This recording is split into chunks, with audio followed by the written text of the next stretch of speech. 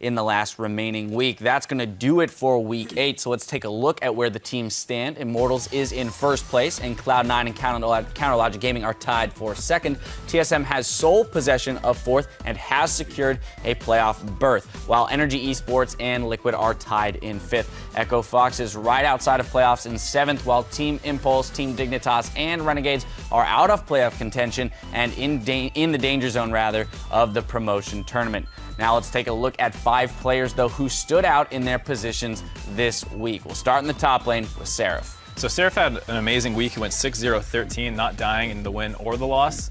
He really put a lot of work into both games, and it's unfortunate that they had to lose the first game of the weekend, but he's looking like he's going to be a monster for Renegades in the future. Yeah, very solid addition. They'll be happy to have him up there in the top lane. We're going to move to the jungle, and we're going to find Moon. Yeah, Moon had statistically his best performance, most kills, most deaths that he's had in his career in a game in the LCS. He had that great Baron steal, would put them back in the game against Liquid, and all around is showing that maybe this is what this guy is made of, and maybe this is what Energy saw when they picked him up on the squad. Yeah, I think his game today cemented it. That early risky gank plus the Baron first steal. blood. Yeah, I was supposed to say exactly, got that blood. first blood. So that's the kind of Moon they're going to be looking to have for the remainder of their games to stay in that playoff picture. Our OP mid laner is going to go to Jensen. I mean, Jensen is one of those players. We've put him up here many times before, but never ceases to amaze us with his mechanical skill on these champions. We see Varus snipes, his ability to engage, disengage. He's quick on the cleanses. Even though today he got the cleanse and still got first blooded,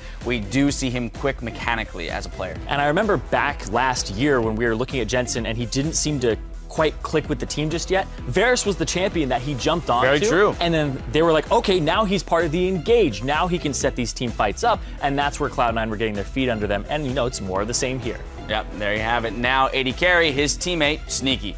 Sneaky's one of those players who I think sometimes does, like everyone always says underrated. It's not like it's underrated. Everyone knows Sneaky's a monster, but it's just not flashy all the time. Right. And he played 2 amazing games this weekend, but it wasn't like he was going out and doing crazy stuff the way, you know, High and Rush do. His teammates get a lot more attention, but he had some amazingly timed rocket barrages and Foss bombs to pick up kills on like Elisa's coming down. And so he overall had probably the best performance of C9 this weekend, even though if it might not garner the most attention. Absolutely. Last but not least, our support, our third member of the C9 roster, High. Yeah, High makes it to our OP support here. He did get caught out a lot, so those are misplays. But when he did get caught out, he played getting caught out pretty correctly. You can't Making say the most of a bad He made it look situation. good. He Yeah. made getting caught out look like the new He would ulti thing. and run in circles and buy time, and he had a shot call from a deficit in yesterday's game. So High gets our OP spot here for support because he's basically just bringing the squad together in hard times, even when he puts himself in the hard times. Yeah, right? Okay, it's the new hotness now, getting caught out. All right, don't do that in solo queue, please.